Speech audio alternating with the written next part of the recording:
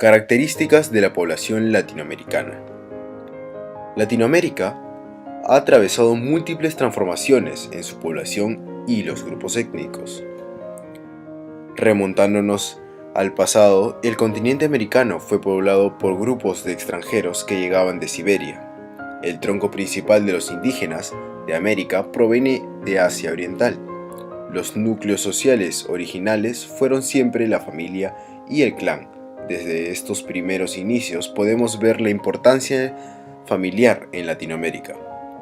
Las dos potencias ibéricas colonizadoras tuvieron que defenderse de las persistentes incursiones y penetraciones de las nuevas potencias expansionistas como eran Francia, Holanda e Inglaterra.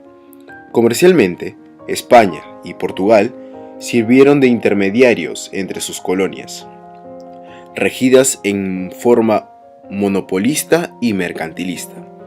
La clase burguesa ascendió bastante, tanto así que impulsó la expansión de Europa mediante viajes de exploración y conquista colonial.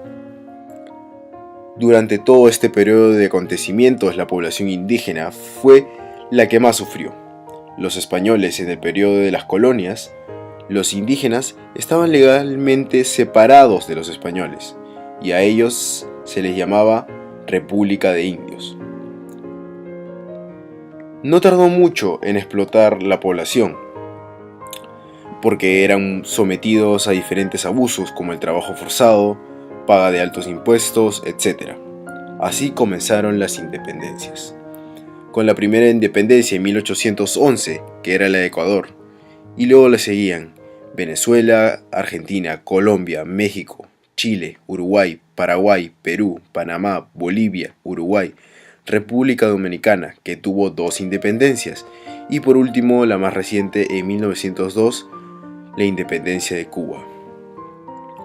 Luego de la independencia, las élites de las nuevas repúblicas asumieron un discurso racista, excluyente, que consideraba a los indígenas como los causantes del atraso de sus países. Se tomaron algunas medidas contra esto, pero las más extremas las tomaron Chile y Argentina, que implantaron políticas etnocidas para reducir la población indígena de estos países, que era matar a esas personas. Todo esto fue muy diferente en el caso de los inmigrantes de otros países, en especial europeos. En el tiempo de las colonias, la gran inmigración de los españoles dejó como legado la gran población criolla latinoamericana, que se convirtió en el sector dominante. Hasta ahora vemos cómo los criollos mantienen la hegemonía tanto política, social, económica como cultural de Latinoamérica. Los gobiernos latinoamericanos implantaron políticas inmigracionistas para atraer población europea de sus países. Las políticas que tuvieron motivaciones económicas e ideológicas, pues se veían al poblador europeo como fuerte, trabajador, civilizado y, por ende, capaz de contribuir al desarrollo del país, bajo a este esquema que tenía un componente racista. La inmigración europea se consideraba superior a la asiática, ya que ésta se consideraba dañina e inferior.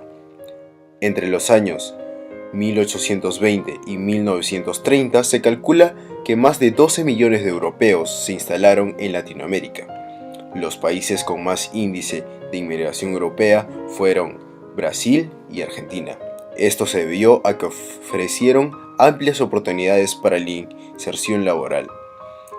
El mayor número de inmigrantes era italiano, seguido por el español, portugués y alemán. En el caso de los inmigrantes asiáticos, que eran una mayoría de Japón y China, inmigraron principalmente a 3 países: Perú, Brasil y México. Perú era el principal destino de la inmigración de chinos, ya que se necesitaba mano de obra barata. Allí fueron sometidos a duros regímenes de servidumbre en las islas de Guano. Con el tiempo se dedicaron al comercio.